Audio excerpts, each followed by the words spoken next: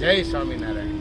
સ્વામિનારાયણ મંદિર, લોયાધામ, વડોદરા, વાઘોડિયા રોડથી પૂજ્ય દાદા ગુરુજીની સ્મૃતિમાં ચાલતા અન્નક્ષેત્ર સદાવ્રતની અંદર આજે ભિક્ષુકોને ચૂરમાના લાડુ, દાળ, ભાત, શાકનો પરમપિતા પરમેશ્વર સર્વાવતારી સ્વામિનારાયણ મહાપ્રભુજીના પ્રસાદ રૂપે જમાડવામાં આવશે.